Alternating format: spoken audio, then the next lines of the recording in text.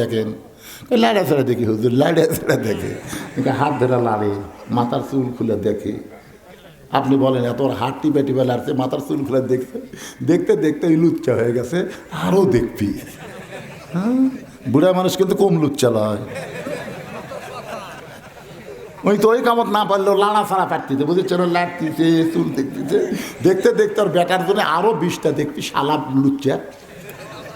চইলা যায় খবর লয় না, মাজন ধরিয়ায় উদরে কতই কষ্ট করে, 10 মাস পরে পায় প্রসবের বেদনা, এমন দরদি ভাবে কেউ হবে না আমার মা গো। কি বলবো প্রসবের কথা, মা বিনে সেই ব্যথা কেউ তো বুঝিবে না।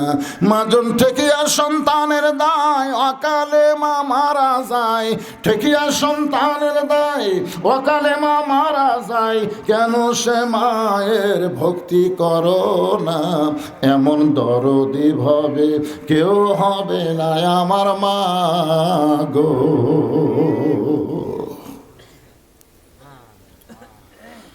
মেয়েটা বলে পথিক, হযরত ওমর আল্লাহর কোরআন দিয়ে যখন রাষ্ট্র চালায়, তখন থেকে একটা মহিলা একটা প্রান্ত থেকে আর একটা প্রান্তে যখন যাবে, তার কলিজায় কেবলমাত্র ভয় থাকবে কার?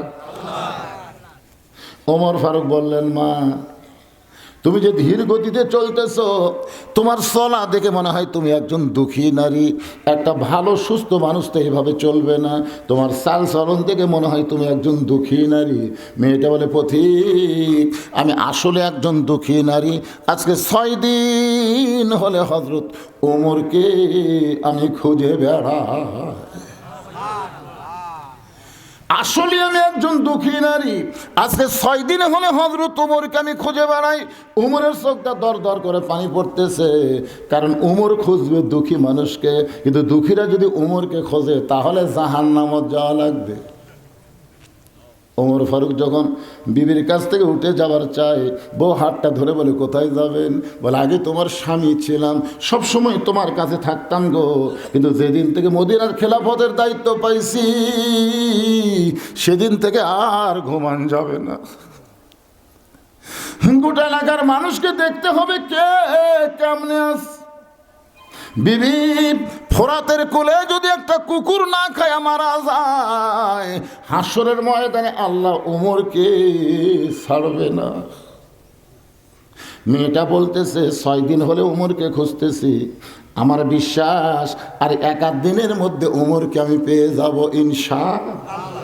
ওমর ফারুক বলে, মা তুমি কি আসলে পাগলি হয়েছো নাকি? উমর হল পৃথিবীর খলিফা, সেই উমরকে যদি পাওয়ার চাও তাহলে বঙ্গভবনে যাও, গণভবনে যাও, সংসদ ভবনে যাও, এগুলা জায়গাত না যায় তুমি 2 পাহাড়ের মাঝখানে উমরকে খুঁজতেছো, উমর কি গরু ছাগল নাকি? মেয়েটা বলে, পথিক তুমি জানো না, আল্লাহর কোরআন দিয়ে যখন রাষ্ট্র চলবে তখন নেতা খোঁজা লাগবে না, নেতারাই দুঃখী মানুষকে খুঁজে বেড়াবে। লিল্লাহি তাকবীর। এই কোরআন দিয়ে যখন বাংলাদেশ চলবে, একটা নেতা খোঁজা লাগবে না, নেতারাই দুঃখী মানুষকে খুঁজে বেড়াবে। জোরে কোন কথা ঠিক কি না? আপনারা জানেন, এ কোরআন দিয়ে যেদিন বাংলাদেশ চালু হবে, সেই দিন একটা গরিব মানুষকেও ধনী মানুষের বাড়ি যাওয়া লাগবে না, প্রত্যেকটা ধনীরা গরিবের বাড়ি যাবে। ভাই, ও ভাই, সোনার ভাই, আমার শতকরা 2.5 টাকা তোর রে ভাই, আমার 1 লাখ টাকার মধ্যে তোর 2.5 টাকা রে, আমার 1 কোটি টাকার মধ্যে তোর 2.5 লাখ টাকা ভাই, আমার 100 কোটি টাকার মধ্যে তোদের 2.5 কোটি টাকা ভাই। তোরা টাকা না দেওয়া পর্যন্ত আমার জান্নাতে যাওয়ার কোনো রাস্তা নাই। প্রত্যেকটা ধনী মানুষ যাকাত দেওয়ার জন্য গরিবের দরদার দরদার যাবে। আর অনেক গরিব আছে, ইয়াকা নাবুদু ও ইয়াকা নাস্তাইন, তারা আল্লাহর ইবাদত করে, আল্লাহর কাছে সাহায্য চাই, তারা যাকাতের টাকা ঘৃণা করে, অনেক গরিব আছে। আমার এক দাদা আছে, মারা গেছে এখন, ওই রোজা যখন থাকতেছিল, কেউ এসে তো ইফতারির দাওয়াত দেয়, তখন দাদা কয়, সারাদিন না খেয়ে তোকে সব দেবো না, আমি ইফতার করবো আর যাবো না। তা আমি যখন মৌলানা হলাম তখন দাদাকে বললাম, দাদা ইফতার করলে সবের কমতি হয় না, দরকার হলে পানি খাই ইফতার করবো না, তা পরের বাড়ির যে আমি ইফতার করবো না। মানে এমন বুঝ একটা বুঝিছে বাংলাদেশে এমন অনেক গরিব মানুষ আছে, যদি আপনি বলেন ভাইরা জাকাতের টাকা নিন, জাকাতের টাকা নিব না, মনে করে জাকাত হলো মালের ময়লা। মালের কি ময়লাই তো লিবার চায় না। এক ব্যাগ টাকা গেলে 7 দিন ধরে ঘুরতেছে, একটা গরিবও দরজা খোলে না। আরে আল্লাহ গরিব করলেই ভালো হতো, আল্লাহ ধনী হইয়া খালি ফকিরের মতন ঘুরতেছি, একটা গরিবও জাকাতের টাকা নেয় না। মনের দুঃখে মরুভূমির মধ্যে গেছে, দেখি তো গরিব পাই কিনা। যায় দেখে গাছের ছায় একজন বস্তা মাথার দিয়ে ঘুম পাড়তেছে, বেগালা সালাম দিচ্ছে, আসসালামু আলাইকুম ভাই। বস্তালা মাথা তুলে বলতেছে আলহামদুলিল্লাহ। বেগালা কয় দিলাম সালাম, তুই শুকরিয়া আদায় করিস। কয় 15 দিন হলে 1 বস্তা টাকা নিয়ে ঘুরতেছি ভাই, এখন পর্যন্ত গরিব নাই। আপনি জানেন জাকাত ভিত্তিক অর্থনীতি যখন বাংলাদেশে চালু হবে, এই বাংলাদেশের গরিবের দরজা বন্ধ করে আল্লাহর রহমত বরকতের দরজা খুলে দিবে। জোরে কোন কথা ঠিক কি না? অনেক গরিবদের ভুল বুঝাবে, 100 টাকার জন্য ভোট আর জাকাত মারবি না, বলে সব ধান্দা বাদ দেন তো। আগামীতে আমরা আল্লাহর কোরআন বাংলাদেশে চাই। জোরে কোন ঠিক কিনা ভাই? চেষ্টা করেন। ওমর ফারুক বললেন, মা তুমি সেই ওমরকে খুঁজতেছ, আমি হইলাম সেই ওমর। যেই বলছে তুমি যেই ওমরকে খুঁজতেছ, আমি হইলাম সেই ওমর। সঙ্গে সঙ্গে মেয়েটা বলতেছে, আপনি যদি সেই ওমর হন তাহলে চোরের মতন একা একা কেন ঘুরতেছেন? আপনার কি কোনো চান্স নেই? আপনার বলেন তো, আল্লাহর কোরআন দিয়ে যখন রাষ্ট্র চলবে তখন নেতাকে চামচা থাকবে? কেন থাকবে না? আল্লাহ জানে। জুমার দিনে হযরত ওমর খুতবা দিচ্ছেন, খুতবা জুমার দিনে। মাঝখান থেকে একজন সাহাবী দাঁড়িয়ে বলতেছে, আমিরুল মুমিনিন আপনার খুতবা শুনবো না। ওমর ফারুক বললেন, আমার দোষ? বলে আপনার দোষ হল আমাদেরকে খাটো পাঞ্জাবি দিয়ে আপনি লম্বা জুব্বা পরে খুতবা দিচ্ছেন। আমাদেরকে খাটো দেবেন আর আপনি লম্বা জুব্বা কোথায় পেলেন? আগে জুব্বার কথা কন, তারপর ওয়াজ করেন। দেখছেন, আমাকে কোনো এমপি যদি কোনো মন্ত্রী যদি এরকম কেউ লোকমা দেয়, উনি থাকবি ওর 14 গোষ্ঠী ফেরত যাবি। জোরে কোন কথা ঠিক করে। ওমর ফারুক মুচকি মুচকি হাসতেছে, আর চোখের পানি 2 চোখ দিয়ে পড়ে যাচ্ছে। চোখ দিয়ে পানি পড়তেছে আর মুখটা মুচকি মুচকি হাসার কারণ হলো, আল্লাহ তোমার কোরআন যখন দুনিয়াতে চালু থাকবে, নেতা ভুল করলে মুসল্লি পর্যন্ত লোকমা দিবার পারবে। এমন সময় আব্দুল্লাহ ইবনে ওমর, ওমর ফারুকের ছেলে আব্দুল্লাহ ইবনে ওমর বাবার পাশে দাঁড়ায় বলতেছেন, রে নবীর সাহাবীরা, তোমরা খাটো পাঞ্জাবি হলেও তো নতুন কাপড় পরে নামাজ পড়তে আইছো। আমার পরনে তাকায় দেখো, আমার পরনে কিন্তু নতুন কাপড় নাই। ওসমান গনি বলে, আব্দুল্লাহ আজকে জুমার দিনে নতুন কাপড় না পরে তুমি পুরাতন কাপড় কেন পরেছো বাবা? আব্দুল্লাহ বলতেছে, আমি যদি নতুন কাপড় পরতাম তাহলে আমার বাবার জুব্বা লম্বা হতো না। তোমরা সবাই যখন ঘুমাইছিলে, আমার বাবা চুপি চুপি আমার দরজায় গিয়ে বলে, আব্দুল্লাহ রে। আমি আব্দুল্লাহ দরজা খুলে দেখি বাবা একটা পাঞ্জাবি নিয়ে দাঁড়ায় আছে। আমি বললাম, বাবা বাইতুল মাল থেকে একটা পাঞ্জাবি দিছে গো বাবা, আর একটা পাঞ্জাবি গভীর রাত্রে দিয়ে বেড়াইছেন। ওমর বলে, বেটা রে, এই পাঞ্জাবি আমার ভাগে পড়েছে বাবা, এই খাটো পাঞ্জাবি গায়ে কেমনে খুতবা দেব? তোর পাঞ্জাবিটা আমাকে একটু আল্লাহর হস্তে দান করে দে। আব্দুল্লাহ বলে, গভীর রাত্রে আমার পাঞ্জাবি বাবাকে দান করে দিয়া বাবার পিছনে চুপি চুপি গেলাম, দেখি বাবা কি করে। তার পাঞ্জাবি আমার পাঞ্জাবি একত্র করে বাবা একটা লম্বা জুব্বা বানাইছে। আমার বাবা সেই জুব্বা পরে খুতবা দেয়। এখন বলো তোমরা খুতবা শুনবে কি শুনবে না? সাহাবেরা কান্দের বলে, আল্লাহ তোমার কোরআন দিয়ে যখন দুনিয়া চলবে, এমন ভালো মানুষকেই মুসলমানেরা নেতা হিসাবে দেখতে পাবে।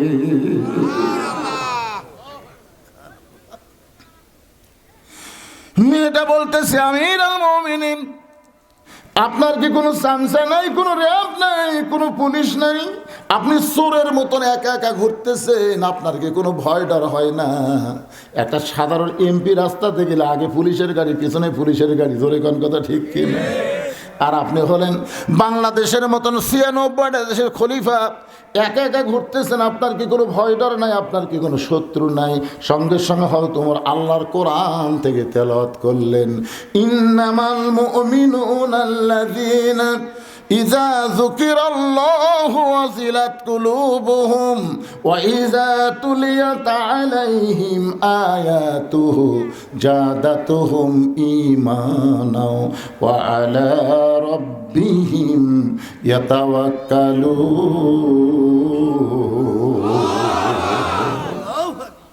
কি বুঝলেন? আয়াতের শেষে কি বললেন? যে আমার কোনো র্যাব লাগবে না, পুলিশ লাগবে না, আল্লাহ স্বয়ং আমাকে কি করবে? হেফাজত করবে। ধরে কোন সুবহানাল্লাহ। এখন বলো মা, তুমি তো ৬ দিন হলে আমাকে খুঁজতেছো, কারণ কি? কি কারণে তুমি ৬ দিন হলে আমি ওমরকে খুঁজতেছো? মেয়েটা বলতেছে আমি একজন দুঃখী নারী। মায়েরা যারা পর্দার অন্তর আছেন একটু মনোযোগ দিয়ে শোনেন। আমি হলাম একজন দুঃখী নারী, ৬ বছর বয়স ঈমান গ্রহণ করছি। শুধু ঈমান গ্রহণ করার অপরাধে ১২ বছর আমাকে জেলখানায় বন্দি জীবন কাটাতে হয়েছে। আমার কোনো অপরাধ নাই, একটাই মাত্র অপরাধ, আমি ৬ বছর বয়সে ঈমান গ্রহণ করেছি। ঈমানের কলেমা পড়লে কোনো অসুবিধা নেই। যুদ্ধের সময় আমাকে এলাকার অনেক হিন্দুরা কলমা পড়ছে। পাকিস্তান আর্মি দেখি আর্মি কয় ঠিক है ঠিক है। এক হিন্দু মুরব্বী আমাকে বলছে, বাবা মুসলমানের কলমার দাম আছে রে। তা আমি কইলাম আপনি হিন্দু হয়ে কলমার দাম কেমনে বুঝলেন? যুদ্ধের সময় বুঝেছি। এই কলমা মুখত থাকার কারণে আর্মির গুলির থেকে বাঁচা গেছি। বা আমি বললাম দাদা, কলমা খালি মুখে রাখার কারণে আর্মির গুলির থেকে বাঁচা গেছেন। এই কলেমা খালি কলিজার মধ্যে সেট করেন, আল্লাহ আপনাকে জাহান্নামের আগুন থেকে বাঁচায় দিবে। ধরে কোন কথা ঠিক কিনা? কারণ মুখে কলমা কোয়া এটা কোনো ব্যাপার হলো, কিন্তু এই কলেমা যখন এই জায়গার মধ্যে ঢুকাবেন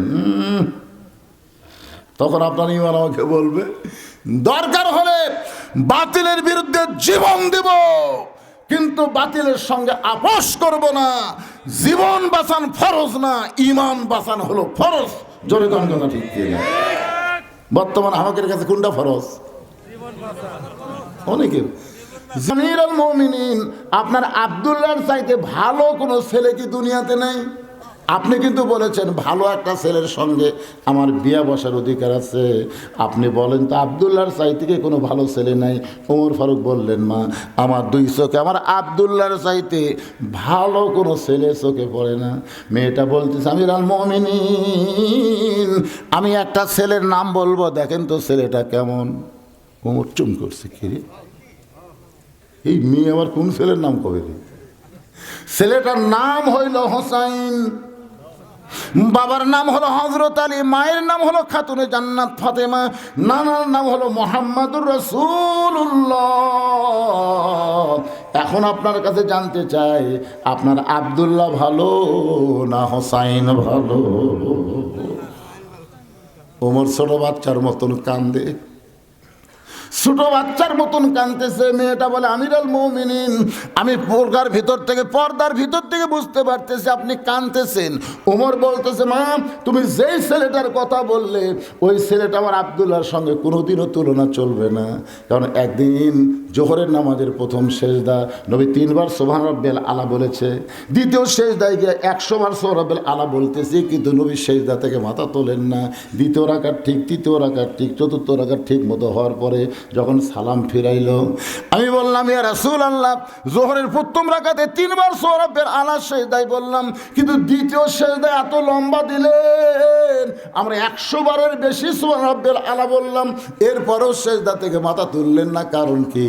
রাসূল বলেন, সাহাবীরা রে আমরা সবাই যখন সেজদায় ছিলাম ওই সময় কোত্থেকে হোসাইন ওই কাতারের ফাঁক দা এসে আমার পিঠের উপর চড়ে বসেছে। আমি 3 বার সুবহান রাব্বিল আলা বলার পরে হোসেনকে যখন পিঠ থেকে নামাবার চাই, এমন সময় নামাজের মালিক আল্লাহ বলে, হাবিব, আমার কারণে আপনি হোসেনকে পিঠ থেকে নামাবেন না। আপনি যেমন হোসেনকে ভালোবাসেন, আমি আল্লাহ তেমন ভালোবাসি।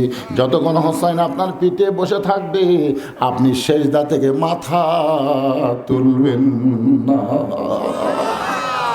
উমর কান্দার বলে, মা, যে হোসেন নবীর পিঠে চড়ে বসলে আল্লাহ নবীকে সেজদা তুলতে নিষেধ করে, আমার আব্দুল্লাহর চাইতে হোসেন কোটি কোটি গুণ আল্লাহর কাছে ভালো। মেয়েটা বলতেছে, তাহলে হোসেনের মতন ভালো ছেলে থাকতে আপনার আব্দুল্লাহর সাথে বিয়ে বসবো কেন? আপনি যখন বলেছেন 18 বছরের যৌবনা নারীর জন্যে একটা ভালো ছেলে বিয়ে করতে হবে, বিয়ে যদি করতে হয় হোসেনকে করব, দুনিয়ার অন্য কোনো ছেলেকে না। ওমর ফারুক মেয়েটাকে নিরাপদ আশ্রয় দিয়া পরন্ত বিকেল বেলায় হজরত আলীর বাড়ির দরজায় গেলেন। আল্লাহ রাসূল বলেছেন, কোনো মুসলমানের বাড়ির দরজায় যখন যাবে, দরজায় কোনো কলিং বেলে চাপ দিবা না, খটখটি করবা না, দরজা খোলার জন্য তাকে সালাম দিবা, আসসালামু আলাইকুম ইয়া আহলাল বাইত আম্মা সাইলা ফালা তানহার। হযরত আলী বুঝতে পারলেন যে সালাম হযরত উমর দিছে, কিন্তু ফকিরের আয়াত কেন পড়ল? দরজা খুলে বলতেছে, ইয়া আমিরুল মুমিনিন, আপনি আমারে সালাম দিয়েছেন, আপনার কথা শুনে বুঝতে পারছি, কিন্তু এই ভিক্ষা কবিতা শুরু করলেন, এটা তো ফকিরের আয়াত, আম্মা সাইলা ফালা তানহার, সাইলকারীকে খালি খালি ফিরায় না। উমর ফারুক বলতেছে, কম বিপদে নেই, কঠিন বিপদ। আমার আব্দুল্লাহর সাথে বিয়ে দেবার চাইলাম, কিন্তু মেয়েটা আমার আব্দুল্লাহ বিয়ে করবে না, তোমার হোসেনকে পছন্দ করে। হযরত আলী বলতেছেন, কোন মেয়ে আমার হোসেন দিয়ে পছন্দ করলেই তার সঙ্গে আমি বিয়ে দেব না। ওমর ফারুক বলে, আলীর আগে শোনো মেয়েটার যোগ্যতা। 6 বছর বয়সে ঈমান গ্রহণ করেছে, আর 12 বছর ঈমানের পরীক্ষা দিয়েছে।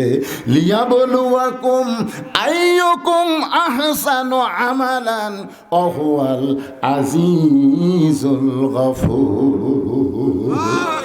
সকালবেলা 3টা করে চাবুক মারছে, বিকালবেলা 3টা করে চাবুক মারছে, দেহের এমন কোনো জায়গা নেই যে জায়গায় চাবুকের আঘাত লাগে নাই।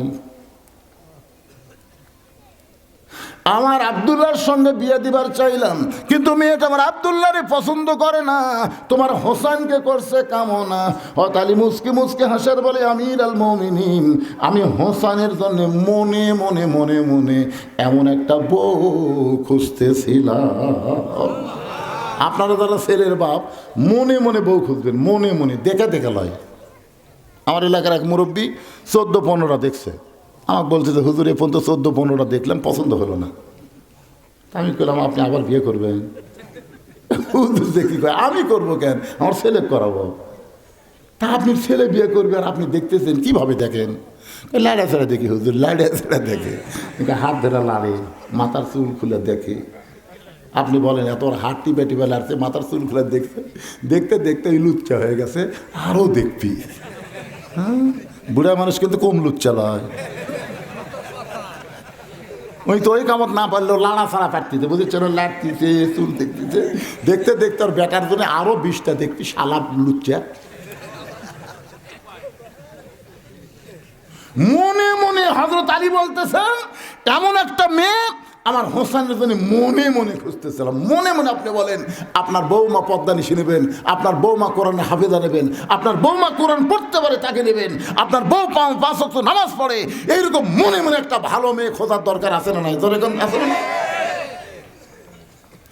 সঙ্গে সঙ্গে হযরত ওমর আলীকে বুকের মধ্যে নিয়ে বলতেছে, আল্লাহ আমার ঘটকালি কবুল করছে। 2 জন কোলাকুলি করতে এমন সময় হোসেন এসে সালাম দেওয়ালে, ও 2 মুরব্বী, আপনার যেভাবে কোলাকুলি করতেছেন মনে হয় বিয়ে আপনারাই করবেন। ওমর ফারুক বলে, হোসেন, এই হোসেন, আমরা তোমার মুরব্বী, আর মুরব্বীর সামনে এমন কথা বলতেছ, তুমি কি আমাদের মুরব্বী মানো না? বলো, মুরব্বী মানো না? হোসেন বলতেছে, না, এত মুরব্বী মানা যায়? বেশি মুরব্বী হলেই তবলিগের মধ্যে গন্ডগোল হয়ে 4 জন মরে। জোরে কোন কথা ঠিক কিনা? আগে 1 মুরব্বী আসলো, কোনো গন্ডগোল নাই, 2 মুরব্বী বেশি মুরব্বী মানা যাবে না। কুল, আল্লাহ বলেছেন কুল, হে রাসূল আপনি বলেন, ইন কুনতুম তুহিব্বুনাল্লাহ ফাত্তাবিউনি,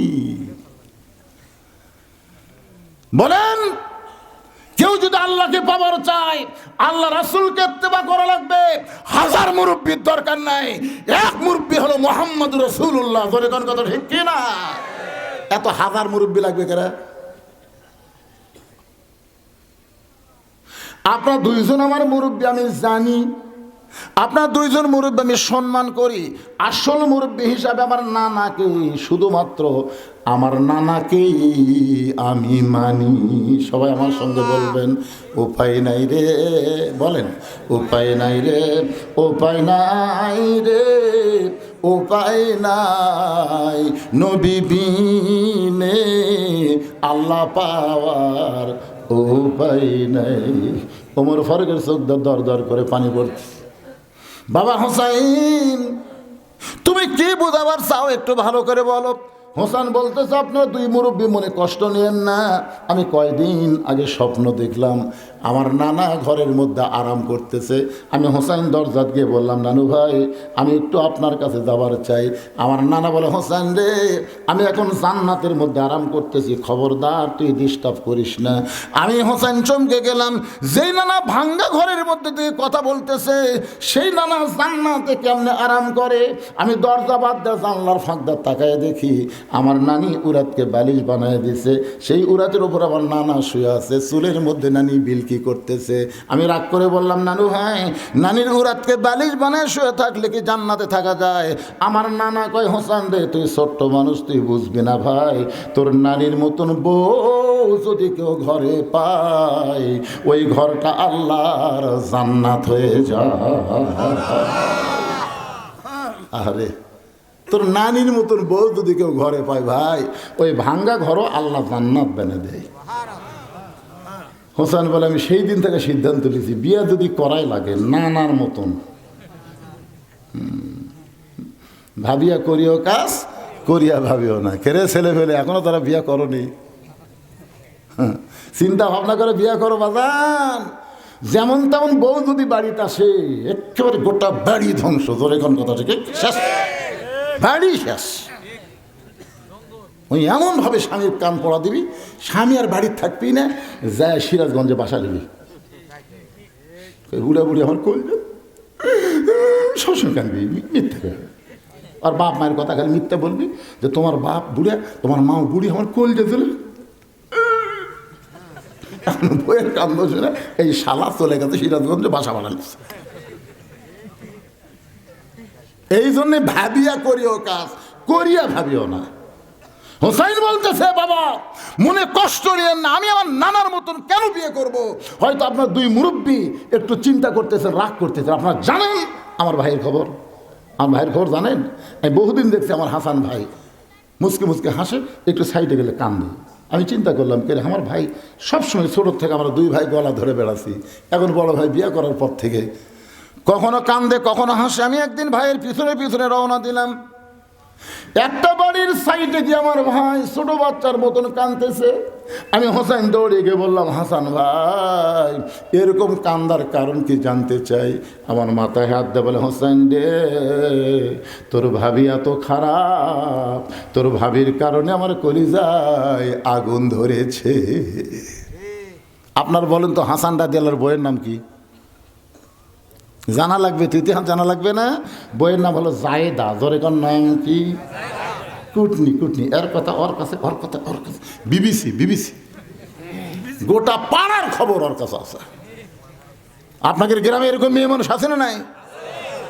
গোটা পাড়া আগুন জ্বলায়, গোটা পাড়া।